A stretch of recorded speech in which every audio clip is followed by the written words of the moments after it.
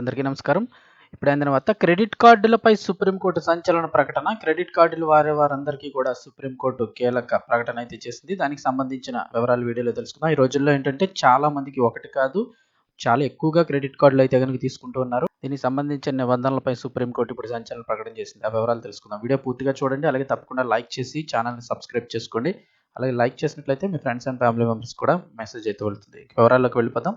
Credit card వాడే వారందరికీ కూడా బ్యాడ్ న్యూస్ అయితే వచ్చింది. వేలకు వేల రూపాయలు కార్డు ద్వారా వాడేసి బిల్లు చెల్లించడంలో గనుక విఫలమైతే ఇప్పుడు వడ్డీ మోత మోగిపోనుంది.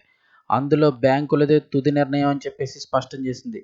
వడ్డీపై పరిమితి ఉండాలన్న జాతీయ వినియోగదారు వివాదాల పరిష్కార కమిషన్ తీర్పునైతే గనుక సుప్రీంకోర్టు పక్కన పెట్టేసింది. అంటే వేసే వడ్డీలపై అయితే పరిమితి ఉండాలని వాళ్ళైతే అడిగారు.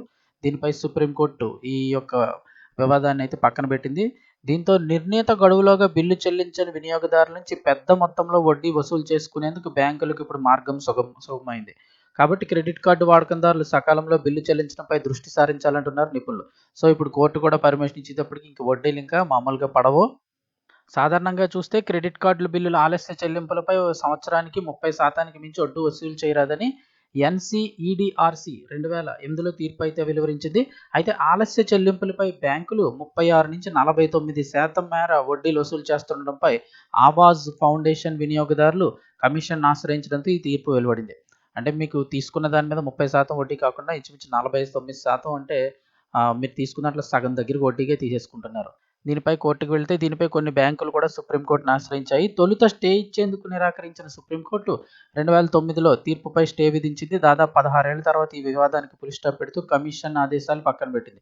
30% పరిమితి వర్తించదని అయితే స్పష్టం చేసింది. నిజాన్ని చూస్తే నిపుణులు ఏమంటున్నారంటే క్రెడిట్ కార్డు అనేది సక్రమంగా వాడుకుంటే అది ఇచ్చే ప్రయోజనాలు అన్నీ ఇన్ని కావు. అత్యవసర సమయాల్లో ఉపయోగపడటంతో పాటు మన రోజువారీ ఖర్చులకు కూడా కార్డును వాడడం ద్వారా రివార్డ్ పాయింట్లు కూడా పొందవచ్చు. పైగా మనం వాడుకున్న మొత్తానికి దాదాపు 45 రోజుల వడ్డీ రహిత గడువు కూడా లభిస్తుంది. కాబట్టి గడువులోగా బిల్లు చెల్లిస్తే క్రెడిట్ కార్డుతో ఎలాంటి ఇబ్బంది ఉండదు. ఒకవేళ బిల్లు చెల్లించకపోతే మాత్రం భారీగా వడ్డీ చెల్లించాల్సి ఉంటుంది. కాబట్టి వడ్డీ రహిత గడువులోగా నిర్ణీత మొత్తాన్ని చెల్లించడం మంచిదని అయితే నిపుణులు చెప్తూ ఉన్నారు. అలాగే కొత్తగా క్రెడిట్ కార్డులు తీసుకున్నారు. బ్యాంకు నిబంధనలు, ఆలస్య చెల్లింపులపై వడ్డీ ఎంత పడుతుంది ఏంటి, ఆ రేట్లన్నిటి మీద కూడా స్పష్టమైన అవగాహన కలిగి ఉన్న తర్వాతే తీసుకోవాలని అయితే నిపుణులు చెప్తున్నారు.